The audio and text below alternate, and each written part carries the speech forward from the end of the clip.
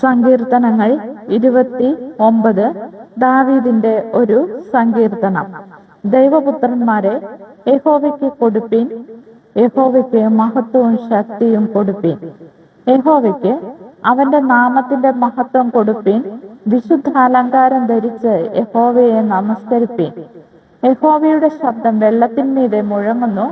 പെരുവെള്ളത്തിന്മീതെ യഹോവ മഹത്വത്തിന്റെ ദൈവം തന്നെ ഇടിമുഴക്കുന്നു. യഹോവയുടെ ശബ്ദം ശക്തിയോടെ മുഴങ്ങുന്നു. യഹോവയുടെ ശബ്ദം മഹിമയോടെ മുഴങ്ങുന്നു. യഹോവയുടെ ശബ്ദം ദേവദാരുക്കളെ തകർക്കുന്നു. യഹോവ ലെബാനോനിലെ ദേവദാരുക്കളെ തകർക്കുന്നു.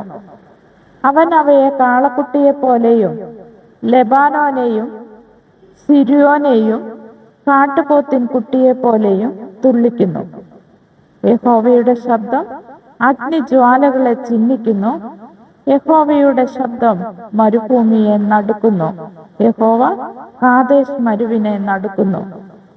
യഹോവയുടെ ശബ്ദം മാൻപേടകളെ പ്രസവിക്കുമാറാക്കുന്നു. അത് വനങ്ങളെ തോലുരിക്കുന്നു. അവന്റെ മന്ദിരത്തിൽ സകലവും മഹത്വമെന്ന് ചൊല്ലുന്നു. യഹോവ ജലപ്രളയത്തിന്മീതെ ഇരുന്നു. യഹോവ എന്നേക്കും രാജാവായിരിക്കുന്നു. യഹോവ തന്റെ ജനത്തിന് ശക്തി നൽകും. യഹോവ തന്റെ ജനത്തെ സമാധാനം നൽകി അനുഗ്രഹിക്കും. ആമേൻ.